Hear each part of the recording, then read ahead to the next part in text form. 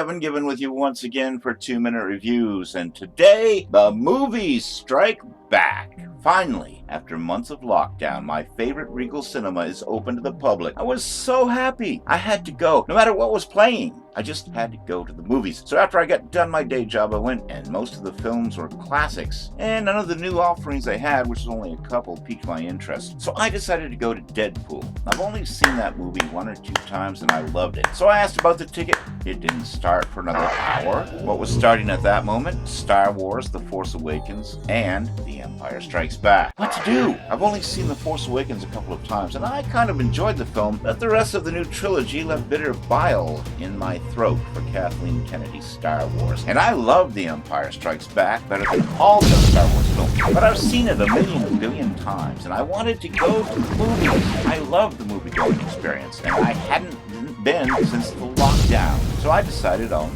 The Empire Strikes Back. Great decision. As I walked into the auditorium, the lights went down and I saw the familiar scroll, my heart leapt. I felt that same exhilaration that I'd felt 40 years ago as my favorite characters graced the silver screen and energized the stadium once again. I felt the irritation of those sitting behind me as I quoted classic lines before the characters on the screen did. Laugh it up, fuzzball. Laugh it up, fuzzball. Who's scruffy looking? Would it help if I got out and pushed? I compared it to the last time I was in a Star Wars movie, The Rise of Skywalker, where I felt completely bored and figured out plot twists before I'd seen it happen, such as the death and resurrection of Chewbacca. Seeing no character arcs or development, comparing the plight of Rey to the plight of Luke Skywalker in the original trilogy. Watching him grow from a student of Yoda to an overconfident Jedi wannabe, only to lose the fight of his life against the Dark Lord of the Sith. Losing the battle of his hand, and had he not been Anakin Skywalker's son, most likely his life. He wasn't ready for the challenge.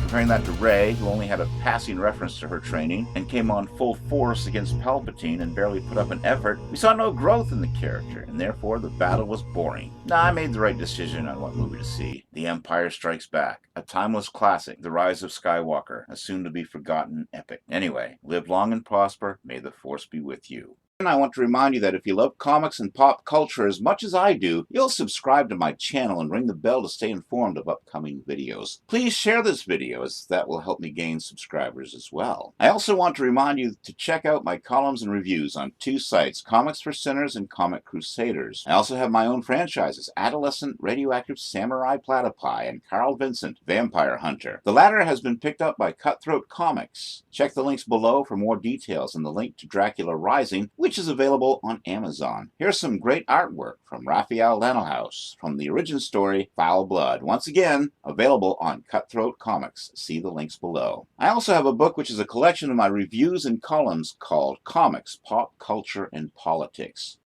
You can also find t-shirts and posters on Teespring. Again, check the links below for all Carl Vincent Vampire Hunter merchandise.